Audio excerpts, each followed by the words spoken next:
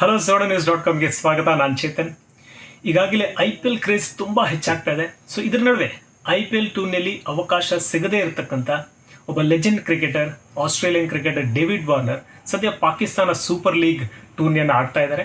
So ಪಾಕಿಸ್ತಾನದಲ್ಲಿ Karachi Kings ತಂಡದ ನಾಯಕ ಕೂಡ ಆಗಿದ್ದಾರೆ. ಸೊ ಇವರೀಗ ಡೇವಿಡ್ ವಾರ್ನರನ್ನು ಪೊಲೀಸರು ಅರೆಸ್ಟ್ ಮಾಡಿದ್ದಾರೆ. ಪಾಕಿಸ್ತಾನ ಕ್ರಿಕೆಟ್ ಲೀಗ್ನ ಟೂರ್ನಿಯ ನಡುವೆನೇ ಈ ಒಂದು ಅರೆಸ್ಟ್ ನಡೆದಿದೆ. ಆದರೆ ಅರೆಸ್ಟ್ ಮಾಡಿರ್ತಕ್ಕಂಥದ್ದು ಸಿಡ್ನಿಯ ಪೊಲೀಸರು. ಸೊ ಇಲ್ಲಿ ಪಾಕಿಸ್ತಾನ ಕ್ರಿಕೆಟ್ ಲೀಗ್ನಿಂದ ಅಂದರೆ ಮಿಡಲಲ್ಲಿ ತಮ್ಮ ವೈಯಕ್ತಿಕ ಕಾರಣ ನೀಡಿ ಅವರು ಸಿಡ್ನಿಗೆ ಮರಳಿದ್ರು. ಸೊ ಆ ಮರಳಿದಂಥ ಸಂದರ್ಭದಲ್ಲಿ ಅವರು ಡ್ರಿಂಕ್ ಆ್ಯಂಡ್ ಡ್ರೈವ್ ಮಾಡಿ ಈಗ ಪೊಲೀಸರು ಅವರನ್ನು ಅರೆಸ್ಟ್ ಮಾಡಿದ್ದಾರೆ. ಸೊ ಅಂದರೆ ನಾರ್ಮಲಿ ಡೇವಿಡ್ ವಾರ್ನರ್ ಅವರು ಡ್ರೈವ್ ಮಾಡ್ಕೊಂಡು ಬರ್ತಾ ಇದ್ರು. ಈ ಸಂದರ್ಭದಲ್ಲಿ ಪೊಲೀಸರು ಚೆಕಿಂಗನ್ನು ಮಾಡ್ತಾ ಇರುವಂಥ ಸಂದರ್ಭದಲ್ಲಿ David Warner drink and drive ಮಾಡಿರುವಂಥದ್ದು ಖಚಿತ ಆಗಿದೆ. ಸೊ ಬ್ರೀತ್ ಟೆಸ್ಟನ್ನು ಮಾಡಿದ್ದಾರೆ. ಸೊ ಈ ಸಂದರ್ಭದಲ್ಲಿ ಅವರಿಗೆ ಖಚಿತ ಆಗಿದೆ. ಸೊ ಅದಾದ ಬಳಿಕ ತಕ್ಷಣವೇ ಡೇವಿಡ್ ವಾರ್ನರ್ ಅವರನ್ನು ಪೊಲೀಸರು ವಶಕ್ಕೆ ಪಡೆದಿದ್ದಾರೆ, ಅರೆಸ್ಟ್ ಮಾಡಿದ್ದಾರೆ. ಜೊತೆಗೆ ವೈದ್ಯಕೀಯ ಪರೀಕ್ಷೆ ಕೂಡ ಒಳಪಡಿಸಿದ್ದಾರೆ. ಸೊ ಈ ವೈದ್ಯಕೀಯ ಪರೀಕ್ಷೆ ವೇಳೆ ಅವರ ಬ್ಲಡ್ಡಲ್ಲಿ ಆಲ್ಕೋಹಾಲ್ ಕಂಟೆಂಟ್ ಇರುವಂಥದ್ದು ಖಚಿತ ಆಗಿದೆ. ಸೊ ಅಂದರೆ ಆಸ್ಟ್ರೇಲಿಯನ್ ನಿಯಮದ ಪ್ರಕಾರ 0.05% ಅಂದರೆ ಅದು ಮ್ಯಾಕ್ಸಿಮಮ್, ಅದರ ಒಳಗಿದ್ರೆ ಬಿಟ್ಬಿಡ್ತಾರೆ. ಆದರೆ ಡೇವಿಡ್ ವಾರ್ನರ್ ಅವರ ಅಂದರೆ ಬ್ಲಡ್ಡಲ್ಲಿರ್ತಕ್ಕಂಥ ಆಲ್ಕೋಹಾಲ್ ಕಂಟೆಂಟ್ 0.104% ಇತ್ತು. ಸೊ ಹೀಗಾಗಿ ಅಂದರೆ ನಿಯಮಕ್ಕಿಂತ ಒಂದು 2-3 ಪಟ್ಟು ಹೆಚ್ಚೇ ಇತ್ತು. ಸೊ ಹೀಗಾಗಿ ಅವರನ್ನು ಅರೆಸ್ಟ್ ಮಾಡಿದ್ರು. ಜೊತೆಗೆ ನಿಯಮದ ಪ್ರಕಾರ ಅವರ ಲೈಸೆನ್ಸ್ ಕೂಡ ರದ್ದು ಮಾಡಿದ್ದಾರೆ. ಸೊ ಸದ್ಯ ಅಂದರೆ PSL ಕತೆ ಏನು ಅಂತ ಆಶ್ಚರ್ಯ ಆಗ್ಬೋದು. ಆದರೆ ಸದ್ಯ ಅವರನ್ನು ಬಿಟ್ಟಿದ್ದಾರೆ. ಮೇ 7ಕ್ಕೆ ಅವರಿಗೆ ಕೋರ್ಟಿಗೆ ಹಾಜರಾಗಕ್ಕೆ ಕೂಡ ಒಂದು ಸೂಚನೆಯನ್ನು, ನೋಟಿಸನ್ನು ಕೂಡ ಕೊಟ್ಟಿದ್ದಾರೆ. ಸೊ ಈಗ ಅವರಿಗೆ ಏಪ್ರಿಲ್ 9ಕ್ಕೆ ಕರಾಚಿ ಕಿಂಗ್ಸ್ನ ನೆಕ್ಸ್ಟ್ ಮ್ಯಾಚ್ ಇದೆ.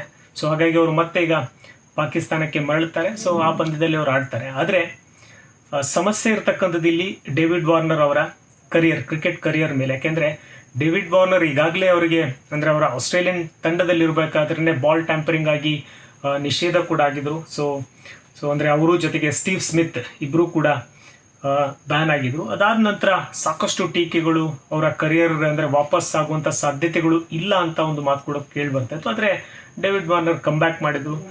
ಜೊತೆಗೆ 2024ರಲ್ಲಿ ದಿಢೀರ್ ನಿವೃತ್ತಿಯನ್ನು ಕೂಡ ಘೋಷಿಸಿದ್ರು. ಸೊ ಅಂದರೆ ಅವರು ವೆಸ್ಟ್ ಇಂಡೀಸ್ ಸೀರೀಸ್ಗೆ ಇನ್ನೇನು ಒಂದು ವಾರ ಇರಬೇಕಾದ್ರೂ ಕೂಡ ಅವರು ನಿವೃತ್ತಿಯನ್ನು ಘೋಷಿಸಿದ್ರು. ಹೀಗಾಗಿ ಒಂದಷ್ಟು ಅಂದರೆ ಲೆಜೆಂಡ್ ಬ್ಯಾಟ್ಸ್ಮನ್, ಜೊತೆಗೆ ಒಳ್ಳೆ ಪರ್ಫಾರ್ಮರ್. ಆದರೆ ಕೆಲವೊಂದು ಡಿಸಿಪ್ಲಿನ್ ವಿಚಾರವಾಗಿ ಡೇವಿಡ್ ವಾರ್ನರ್ ಅವರ ಮುಂದಿನ ಕರಿಯರ್ ಅಂದರೆ ಈಗ ಸದ್ಯ IPLನಲ್ಲಿ ಅವರಿಗೆ ಅವಕಾಶ ಸಿಗಲಿಲ್ಲ. ಅಂದರೆ ಈ ಬಾರಿ ಅವರನ್ನು ಆಕ್ಷನ್ನಲ್ಲಿ ಯಾರೂ ಕೂಡ ಖರೀದಿ ಮಾಡಿರಲಿಲ್ಲ. ಸೊ ಹೀಗಾಗಿ ಅವರೀಗ PSL ಟೂರ್ನಿಯಲ್ಲಿ ಆಡ್ತಾ ಇದ್ರು. 2.8 ಕೋಟಿ ಮೊತ್ತಕ್ಕೆ ಅವರು ಅಂದರೆ ಹರಾಜಾಗಿದ್ದರು ಕರಾಚಿ ಕಿಂಗ್ಸ್ ತಂಡದಲ್ಲಿ. ಸೊ ಈ ಬಾರಿ ಅವರು ಕರಾಚಿ ಕಿಂಗ್ಸ್ ತಂಡದ ನಾಯಕ ಕೂಡ ಆಗಿದ್ದಾರೆ. ಸೊ ಈ ನಡುವೆ ಅವರ ಈ ಒಂದು ಅರೆಸ್ಟ್ ಅವರ ಮುಂದಿನ ಕರಿಯರ್ಗೆ ಅಂದರೆ IPL ಆಗಿರ್ಬೋದು ಅಥವಾ ಮುಂದಿನ ಲೀಗ್ ಟೂರ್ನಿಗಳಿಗೆ ತುಂಬ ಸಮಸ್ಯೆ ಆಗುವಂಥ ಸಾಧ್ಯತೆ ಇದೆ.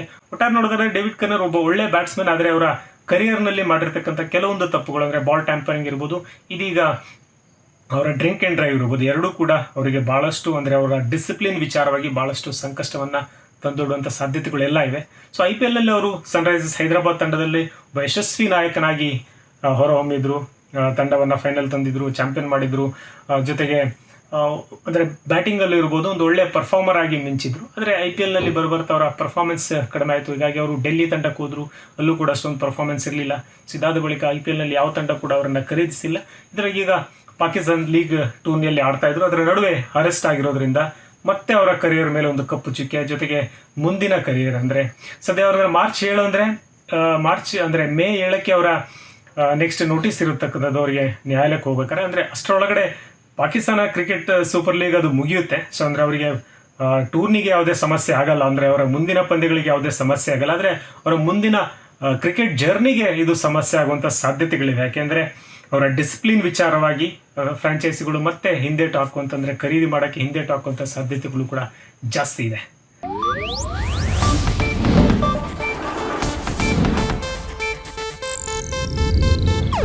ಇದು ಏಷ್ಯಾನೆಟ್ ನ್ಯೂಸ್ ನೆಟ್ವರ್ಕ್ ಪ್ರಸ್ತುತಿ.